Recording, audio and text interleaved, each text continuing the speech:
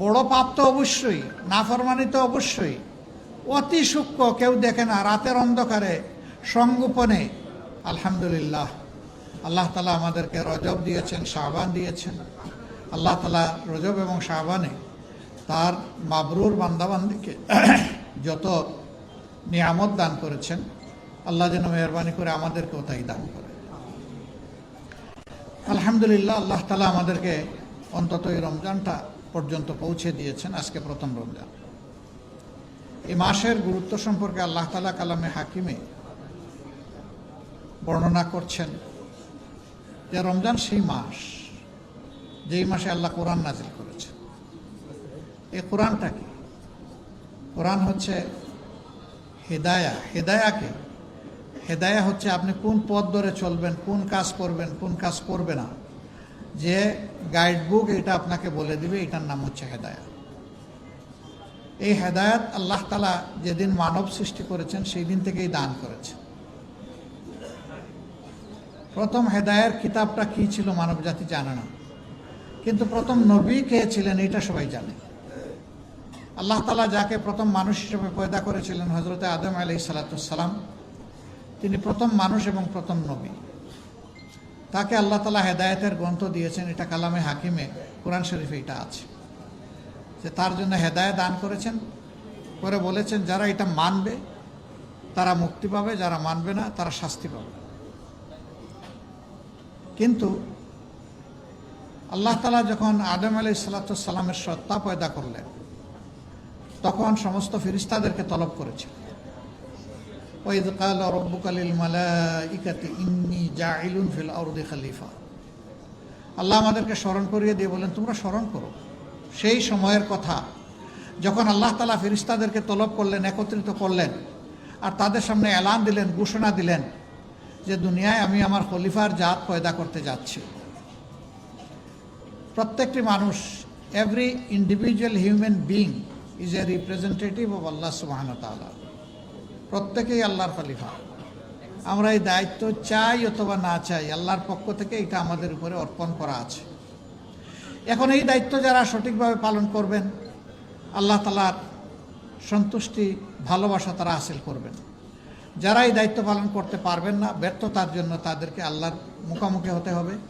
আল্লাহ তাআলা স্মরণ করিয়ে দিয়ে বলেছেন, ইন্না ইলাইনা ইয়াবাহুম সুম্মা ইন্না আলাইনা হিসাবাহুম। তোমাদেরকে আমার দিকেই ফিরে আসতে হবে, ফিরিয়ে আনা হবে। তোমাদের এসকেপ করার, পালিয়ে যাওয়ার কোনো জায়গা নাই। আমার সামনে হাজিরা দিতে হবে সবাইকে। আর সেই দিন তোমাদের কাছ থেকে আমি যে হুকুম তোমাদের প্রতি করেছিলাম তা কিভাবে তোমরা পালন করেছো তার হিসাব নেওয়া আমার দায়িত্ব।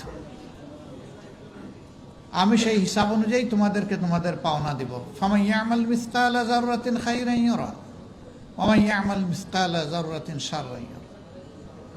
যে অতি সূক্ষ্মাতি সূক্ষ্ম অল্প পরিমাণ নেকি নিয়ে, ভালো কাজ নিয়ে আমার কাছে আসবে, আমি সন্তুষ্ট চিত্তে তাকে তার পাওনা সমঝাই দেব। আবার যে বড় পাপ তো অবশ্যই, নাফরমানি তো অবশ্যই, অতি সূক্ষ্ম কেউ দেখে না, রাতের অন্ধকারে সংগোপনে মাসুল পাওয়ার এক্সারসাইজ করে অথবা কালো টাকার বলে, গোষ্ঠীর বলে, ক্ষমতার বলে যদি কোনো মানুষের উপর অন্যায় আচরণ করো, যদি আমার হক নষ্ট করো, যদি আমার মাখলুকের হক নষ্ট করো, তাহলে সেদিন তোমার এই কৃতকর্ম যত ছোট হোক না কেন তারও পাওনা তোমাকে সমঝিয়ে দেওয়া হবে। এটা থেকে তুমি রেহাই পাবে না। তার মানে হচ্ছে ছোট বড় সব কিছুর পাওনা আল্লাহর জিম্মায় মজুদ রয়েছে। মানুষকে at the day of final judgement, শেষ বিচারের দিনে মানুষের হাতে এটা আল্লাহ তুলে দেবেন। মানুষের অবস্থা সেদিন দুই ভাগে বিভক্ত। একদল মানুষ স্বাচ্ছন্দ্যে আল্লাহ তাআলার দরবারে দাঁড়াবে, তাদের চেহারার মধ্যে নূরের ঝলক থাকবে, রাব্বুল ইজ্জত তাদের দিকে সন্তুষ্টি এবং রাহমার দৃষ্টি দিয়ে তাকাবেন। আর একদল মানুষ দুলামদিন অপদস্থ, হাঁটু গড়ে মাথা নত করে বসবে, তারা এনে আল্লাহর দরবারে হাজির করবে। সেই লোকগুলার দিকে আল্লাহ তাআলা তার রহমতের নজর নিক্ষেপ করবেন না। তার মানে তাদের জন্য ধ্বংস এবং শাস্তি অবধারিত। যারা প্রথম সম্প্রদায় আল্লাহ তাআলার পক্ষ থেকে নাজাতের সুসংবাদ পেয়ে, বুশরা পেয়ে তারা যাবে মাবুদের মায়ার জান্নাতে। আর যারা নাফরমানি করে, আল্লাহ তাআলার সাথে বিদ্রোহ করে, দুনিয়ায় বিপর্যয় সৃষ্টি করে, দুনিয়ায় বিশৃঙ্খলা সৃষ্টি করে, সন্ত্রাস সৃষ্টি করে, মানুষকে কষ্ট দিয়ে অন্যায় অপরাধ করে, দুর্নীতি করে আল্লাহর দরবারে হাজিরা দিবেন, তাদের ঠিকানা হবে ভিন্ন। এই লোকগুলাকে ফেরেশতারা তাড়িয়ে নিয়ে যাবেন জাহান্নামের দিকে। সেখানকার পাহাড়দার ফেরেশতা জিজ্ঞেস করবেন, কেন আজকে এখানে এসেছো কেন? তোমাদের কাছে কোনো সতর্ককারী আল্লাহ তাআলা পাঠাননি? বলে হ্যাঁ পাঠিয়েছিলেন। তাহলে না, আমরা তাদেরকে সেদিন অস্বীকার করেছি, বলেছি তোমরা মিথ্যাবাদী, তোমরা যা বলেছো এটা সত্য নয়, আল্লাহ এরকম কাউকে পাঠাননি, আমরা তাদের কথা শুনিনি, অগ্রাহ্য করেছি। ফেরেশতারা তখন বলবেন তোমাদের জায়গায় তোমরা পৌঁছে যাও। তাদেরকে উপুড় করে জাহান্নামে নিক্ষেপ করা হবে। সে দৃশ্য বড় ভয়াবহ। ফুটন্ত পানি আর জ্বলন্ত আগুন, এর মধ্যেই মানুষগুলা দৌড়াদৌড়ি করবে, হাঁসফাঁস করবে, চিৎকার দিবে, কানবে, বুক ফাটা চিৎকার। কিন্তু না, সেদিন তাদের প্রতি সহানুভূতিশীল কাউকেই পাবে না। উপরের দিকে তাকাবে, তাকিয়ে দেখবে সমাজে যাদেরকে কষ্ট দিয়েছিল, যাদেরকে তারা নিন্দা করেছিল, যাদেরকে মজলুম করে রেখেছিল, যাদের উপর অত্যাচার করেছিল, যাদেরকে শোষণ করেছিল, সেই লোকগুলা জান্নাতে বসে বসে হাসছে। তখন বলবে আমরা তো তোমাদের প্রতিবেশী ছিলাম, সঙ্গী ছিলাম, পরিবারের সদস্য ছিলাম, বন্ধু ছিলাম, কর্মস্থলের সাথী ছিলাম, তোমরা কি আমাদের প্রতি একটু মেহেরবানি করতে পারো? কি মেহেরবানি? আমাদের উপর একটু ঠান্ডা পানি ঢেলে দাও, অথবা আল্লাহ যে রিজেক তোমাদেরকে উত্তম রিজেক দান করেছেন সেখান থেকে কিছুটা আমাদের জন্য পাঠাও। তখন আল্লাহর এই নেক বান্দারা বলবেন তোমাদের কর্মের ফলই তোমরা ভোগ করছো, আজ আমাদের তোমাদের জন্য করার কিছুই নেই। দুনিয়ায় যখন ছিলাম তোমাদেরকে বুঝিয়েছি, তোমরা আমাদের কথা শোনো নাই, আজকে আমরা তোমাদের কোনো উপকারে আসতে পারবো না। জাহান্নামে গিয়ে দেখবে কিছু মানুষের সাথে মোলাকাত হবে, বলবে আপনারা না বড় অভিজাত ছিলেন, বড় পাওয়ারফুল ছিলেন সমাজে, আপনাদের কথা শুনে তো আমাদের সর্বনাশ হয়েছে। হে আল্লাহ, এই দুষ্ট লোকগুলাই আমাদের ক্ষতি করেছে। তখন ওই লোকগুলা সমাজে যারা মানুষকে বিপথে পরিচালিত করেছিল, এরা বলবে আমরা কেবল ডাক দিয়েছিলাম, তোমরা আমার কথা শুনলে কেন? আল্লাহ তো তোমাদেরকে ভালো মন্দ বাছ বিচারের বিবেক দিয়েছিলেন, সুতরাং আজকে আমাদের নিজেরও কোনো উপকার করতে পারবো না, তোমাদেরও কোনো উপকার করতে পারবো না। আল্লাহ তাআলা বলবেন উভয়ের জন্য ডাবল শাস্তি। তুমি যার জন্য ডাবল শাস্তি কামনা করেছো, তোমাকে বিপদগামী করার জন্য, তার জন্য ডাবল শাস্তি। আর তোমাকে বিবেক দেওয়ার পরে বিবেক অনুযায়ী চলো নাই, তুমি অন্ধ হয়ে ওকে অনুসরণ করেছো, এই জন্য তোমার জন্য ডাবল শাস্তি। উভয়ে ডাবল শাস্তি ভোগ করবে। আচ্ছা, কিন্তু এই মানুষগুলা যদি জাহান্নামের আগুন থেকে বেঁচে যায়, আমাদের কোনো ক্ষতি হবে? নিশ্চয়ই ক্ষতি হবে না।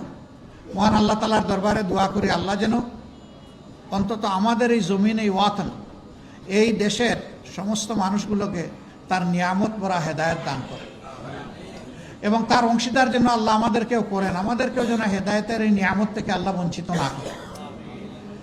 ইয়া'মুরুকুম বিল আদলি ওয়াল ইহসান, আল্লাহ তোমাদেরকে নির্দেশ দিচ্ছেন, হুকুম দিচ্ছেন, তোমরা মানুষের জন্য ন্যায় বিচার কায়েম করো এবং মানুষের প্রতি তোমরা সহানুভূতিশীল হও, সর্বোচ্চ সহানুভূতিশীল হও, ইহসান করো।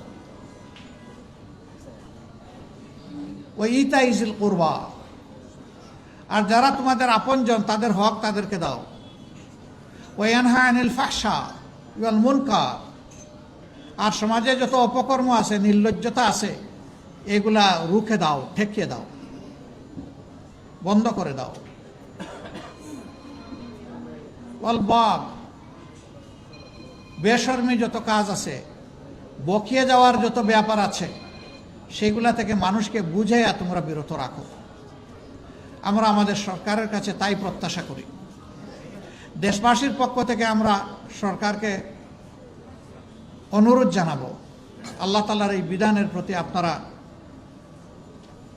সংখ্যাগরিষ্ঠ এই মুসলমানের দেশে আমরা আশা করব আপনারা সম্মান প্রদর্শন করবেন। যদি আপনারা আল্লাহর বিধানের প্রতি সম্মান প্রদর্শন করুন, করেন তাহলে আল্লাহ তাআলা আপনাদেরকে সম্মানিত করবেন। কিন্তু যদি আপনারা এ পথে না হাঁটেন তাহলে দেশেরও ক্ষতি হবে, আপনাদেরও ক্ষতি হবে। আমরা মন গড়া কোনো কথা বলছি না, মাবুদের বিধান অনুযায়ী আপনাদেরকে আহ্বান জানাচ্ছি। আমরা এই দেশকে ভালোবাসি, দেশের মানুষকে ভালোবাসি। আপনারা ওই দেশের নাগরিক, আমরা ওই দেশের নাগরিক। আমরা প্রত্যেকটি নাগরিককে সম্মান করার পক্ষে, ভালোবাসার পক্ষে। আসুন একটা ভালোবাসার পরিবেশ আমরা সমাজে সৃষ্টি করি। হিংসা, হানাহানির, দলীয় সংকীর্ণতার রাজনীতির গণ্ডি থেকে আমরা বের হয়ে আসি। আজকে পবিত্র এই রমজানের দিনে আমি আহ্বান জানাবো, শুধুমাত্র দলীয় পরিচিতির কারণে আল্লাহর একজন বান্দা কিংবা বান্দি যেন জুলুমের শিকারে পরিণত না হন। এটা যদি করা হয়, এটা হবে ইতিহাসকে অগ্রাহ্য, অমান্য, অশ্রদ্ধা করার শামিল। অতীতে যারা যে যুগে যখন এটা করেছেন তারা ঠিকমতোই আল্লাহ তাআলার পক্ষ থেকে পাওনাটা তারা বুঝে পেয়েছেন। আমরা আশা করব সরকার আল্লাহ তাআলার সন্তুষ্টভাজন কাজগুলা করবে। যে কাজে আল্লাহ তাআলা অসন্তুষ্ট হন সেই কাজ থেকে নিজেরা বিরত থাকবে এবং দেশবাসীকে রক্ষা করার তারা চেষ্টা করবেন। সম্মানিত সুধীমণ্ডলী এবং আইতামবৃন্দ, আমরা একটা দায়িত্বশীল দল হিসাবে আমরা আল্লাহ তাআলার কাছে দোয়া করি। আল্লাহ তাআলা যে কারণে এই রোজা আমাদেরকে উপহার দিয়েছেন তার সঠিক শিক্ষা এবং বারাকাতে যেন আমরা পাই এবং এদেশের মানুষ যেন পায়, সমস্ত রোজাদাররা যেন পায়। আল্লাহ তাআলা এই রোজা আমাদের জন্য ফরজ করেছেন। আমাদের পূর্বপুরুষদের উপরে, অন্য নবীগণের উপরেও রোজা ফরজ ছিল, তাদের উম্মতের উপরে ফরজ ছিল। কেন? আল্লাহ তাআলা বলেছেন লাআল্লাকুম তাত্তাকুন। এক মাস এই রোজা অনুসরণ করার মাধ্যমে আশা করা যায় তোমরা আল্লাহকে ভয় করার জন্য তোমাদের দিলকে প্রস্তুত করবে, তোমরা আল্লাহকে ভয় করবে, এই নিয়ামতটা তোমরা হাসিল করবে। যে মানুষ আল্লাহকে ভয় করে দুনিয়ার কাউকে তার ভয় করার কোনো প্রয়োজন নাই, প্রশ্নই উঠে না। এবং যে মানুষ আল্লাহকে ভয় করে সেই মানুষ যেমন আল্লাহর হকের ব্যাপারে সচেতন থাকে, তেমনিভাবে সমস্ত মানুষের হকের ব্যাপারে, মাখলুকের হকের ব্যাপারে, সৃষ্টির হকের ব্যাপারে সচেতন। সকলের প্রতি আমার অনুরোধ, মাদ্রাসায় যারা লেখাপড়া করেন তারা বড় সৌভাগ্যবান, তারা কোরআন হাদিস নিয়েই চর্চা করেন। কিন্তু আমার মতো যারা আছে, এই সুযোগ যারা পাই নাই, তাদের প্রতি আমার অনুরোধ, কোরআন নাজিলের এই মাসে প্রতিদিন যদি এক পারা করে বাংলা অর্থসহ কোরআনটা আমরা পড়তে পারি, আমরাই উপকৃত হব, আমরা হেদায়েতের দিশা পাবো ইনশাআল্লাহ। এরপরে আরও চর্চা করেন, আরও গভীরভাবে অনুসন্ধান করেন, তা আরও আপনার কপাল খুলবে। এই কোরআন নাজিলের মাসে কোরআনের সাথে আমরা যেন বন্ধুত্বের সম্পর্ক গড়ে তুলতে পারি। আল্লাহ তাআলা আমাদেরকে এই তৌফিক দান করুন।